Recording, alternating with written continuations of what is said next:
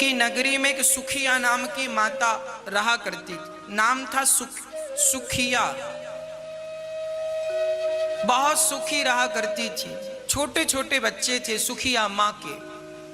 ओकनी में फल भर लेती और पूरे गांव में आवाज लगाती, फल ले लो, फल ले लो, फल ले लो। आज उसके फल कहीं बिके नहीं। सोचने लगी आज फल नहीं बिके, पैसा नहीं मिला, अब मैं अपने बच्चों को क्या खिलाऊंगी।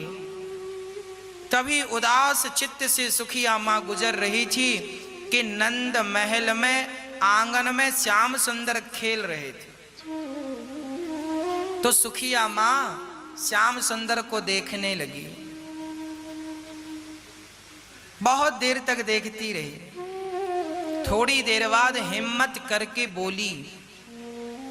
उसने कहा, लाला, कन्हैया, ओ कन्हैया। कन्हैया ने खेलते हुए पलट कर देखा। हाँ माँ, क्या हुआ? बेटा, मैया यशोदा है? कन्हैया ने कहा, ना, मैया तो गाय दोहने गई है गौशाला। अच्छा, क्या काम है मैया? बेटा, फल लाई हूं ताजे ताजे। तेरी मैया होती तो तेरे लिए फल खरीद लेती। कन्हैया दौड़े दौड़े गए, मैया तो तू ही दे दे मुझे। वो सुखिया माँ आज पहली बार श्याम सुंदर को इतने करीब से देख रही है। फल बेचने वाली थी, गरीब थी, जाति भी छोटी थी। वो डर रही थी कि पता नहीं मुझे श्याम सुंदर का दर्शन होगा कि नहीं। पर आज भगवान खड़े हैं। कहा, मां दो फल दो। तो कन्हैया गोद में बैठ गए सुखिया की। वो डर गई।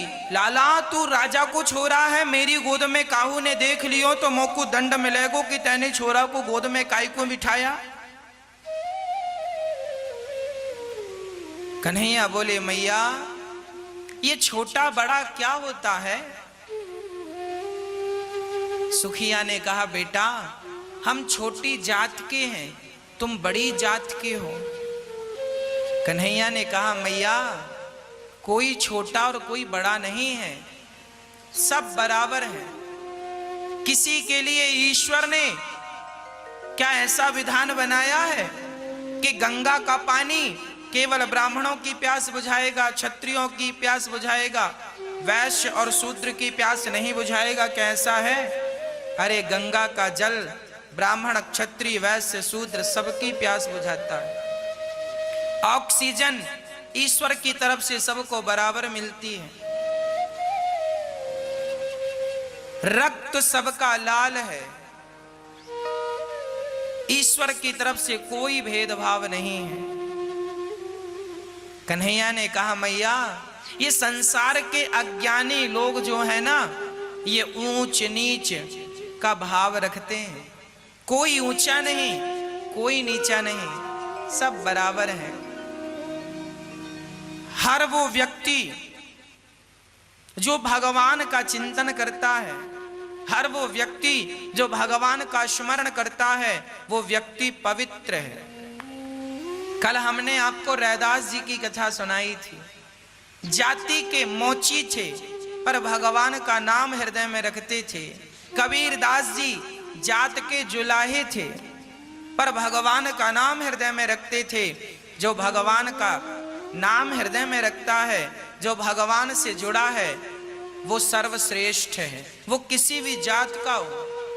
और जो भगवान से नहीं जुड़ा, वो कितनी भी ऊंची जात का ही क्यों ना हो, पर भगवान से संबंध नहीं है, भक्ति नहीं है, तो उस व्यक्ति का हम क्या करेंगे? हमारा आपसे संबंध तभी होगा जब आपका संबंध भगवान से होगा। माता शबरी की जात ऊंची नहीं थी पर राम ने बेर खाए। भगवान कृष्ण विदुरानी की कोई जात अच्छी नहीं थी पर छिलके खाए। भगवान ऊंच नीच जात पात का कोई भेद नहीं रखते। हमें भी ये जात पात ऊंच नीच का भेद मिटाकर केवल भगवान का चिंतन करना चाहिए।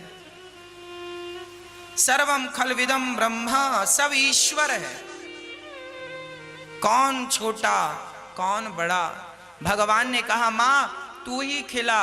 भगवान को सुखिया ने फल खिलाया। कन्हैया कहते हैं बड़े मधुर फल हैं और दो।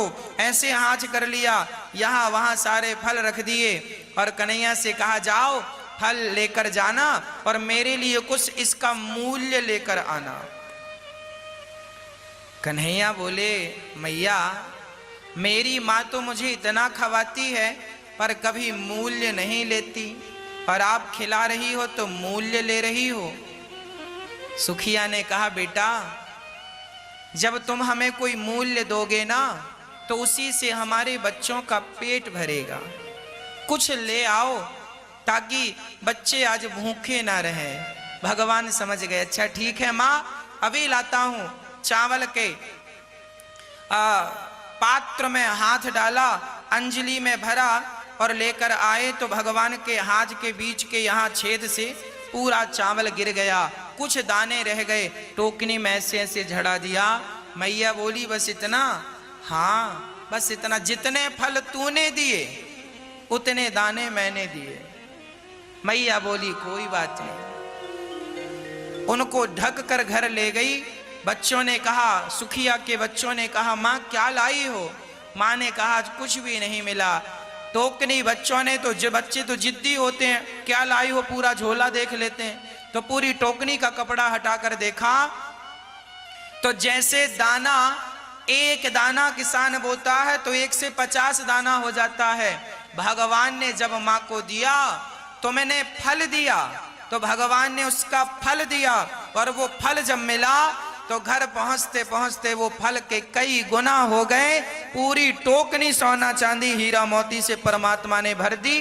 तुझे देते नहीं देखा पर झोलियां भरी देखी। ये भगवान की भगवत्ता है। जो भगवान में समर्पण करता है भगवान उनका सारा कष्ट हर लेते हैं। इसलिए कहता हूं किसी पे विश्वास ना करके एक गिरधर गोपाल पे विश्वास, श्याम सुंदर पे बिल्कुल दृढ़ विश्वास कर लीजिए।